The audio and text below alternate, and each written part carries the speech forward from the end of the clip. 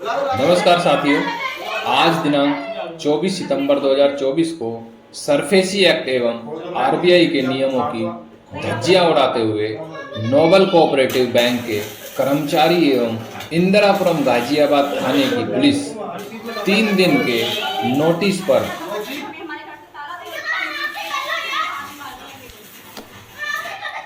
Welding cutter के द्वारा gate को काटकर घर की औरतों एवं बच्चों को अवैध एवं जबरन तरीके से बाहर निकालते हुए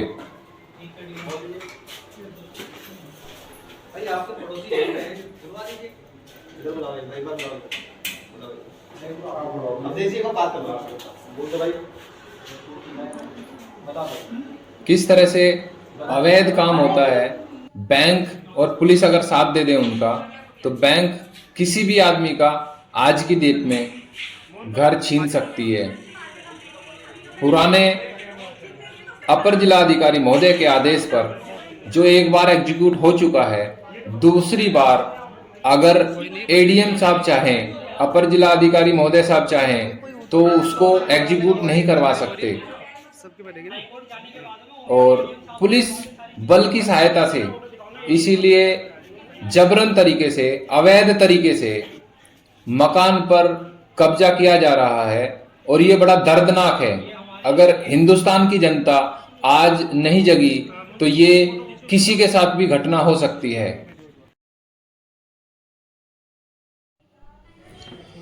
हम आपको दिखाना चाह रहे हैं, ये बैंक नोबल कोऑपरेटिव बैंक है, जो आज इसकी ताकत इतनी बढ़ गई है, जिसने पुलिस को भी दरकिनार करके 3 दिन के नोटिस पर दूसरी बार में पुलिस को बिना सूचित किए हुए घर से सामान निकालने के लिए अपने ही कर्मचारी और बाउंसर को लेकर इंदिरापुरम थाने की प्रेमाइसिस में थाने को भी चैलेंज करते हुए और आरबीआई के नियम और सरफेसी एक्ट के नियमों को ताक पर रखकर नियमों की धज्जियां उड़ाते हुए पर्सनल बाउंसर लेकर मकान से सामान निकालते हुए आप देख रहे हैं कि किसी के घर से 3 दिन के अंदर सामान निकाल देना कहां की इंसानियत है, कौन से कानून में लिखा हुआ है। आप देख रहे हैं बाउंसर किस तरह से खड़े हुए हैं गेट पर, चारों तरफ को बाउंसर हैं, 15-20 लोग हैं करीबन। कोई असहाय आदमी क्या कर सकता है इस सिचुएशन में।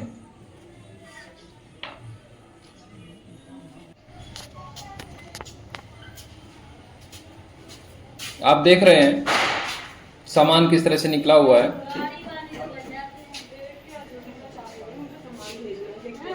बैंक की दबंगई और हिम्मत इतनी हो गई है। बाउंसर देखिए, लेडी बाउंसर भी हैं, घर का सामान बाहर है, शाम का वक्त है। क्या बैंक शाम को कार्रवाई कर सकता है?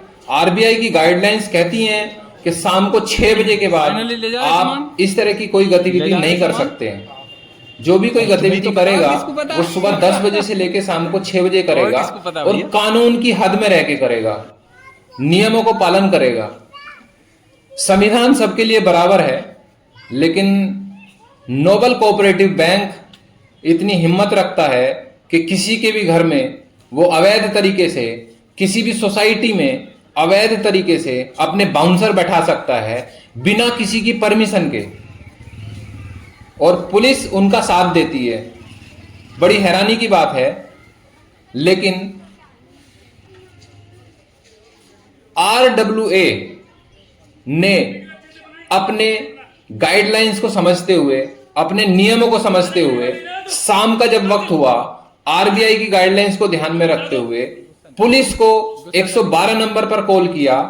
पुलिस आई, आने के बाद में उन्होंने जब बैंक वालों से बात किया, बैंक के बाउंसरों से बात किया कि भाई तुम्हें किसने परमिशन दी है शाम को 6 बजे यहाँ सोसाइटी में खड़े होने के लिए, और तुम ये किस तरह से सामान निकाल रहे हो, क्या टाइम है तुम्हारा, क्या ऑर्डर है तुम्हारे पास में। तो बैंक के कर्मचारियों ने अपने बाउंसर को साथ में लेके सामान को घर में वापसी रखना स्टार्ट किया। भला हो आरडब्ल्यूए सोसाइटी का, जिसने अपने आप को पहचाना अपने नियमों को पहचाना, अपनी शक्ति को पहचाना, क्योंकि बोलते हैं ना राज्यसभा ना लोकसभा, सबसे बड़ी ग्राम सभा। और दूसरी बात यह है कि शहर के अंदर में RWA सोसाइटी जो है, बिना उसकी परमिशन के सोसाइटी के अंदर में कोई भी कदम नहीं रख सकता। और सोसाइटी के अंदर में बैंक के कर्मचारी, बैंक के बाउंसर जबरन घुस गए हैं, क्योंकि एक बार पुलिस की हिम्मत अगर उनके साथ में खड़ी है तो दूसरी बार वो जबरदस्ती कर सकते हैं। यानी बैंक को पूरा पूरा साथ मिला है पुलिस का, और मैं तो यूं कहूंगा कि प्रशासन का भी पूरा साथ मिला है। और इस देश में क्या चल रहा है, मुझे तो लगता है कि बैंक ही पूरे भारत को चला रही है। मुझे तो ऐसा लगता है, अगर भारत की जनता एक साथ नहीं हुई, एक साथ इकट्ठा नहीं हुई, अपने नियमों को नहीं जानेगी, तो ये अगली घटना किसी के साथ भी हो सकती है। अगर आप ऐसी घटना से बचना चाहते हैं तो सब लोग इकट्ठा हों, जनता सरकार मोर्चा के संपर्क में आए और अपनी शक्ति को पहचाने। इस देश में जनता ही सरकार है, भारत की हुंकार है, जनता ही सरकार है। धन्यवाद।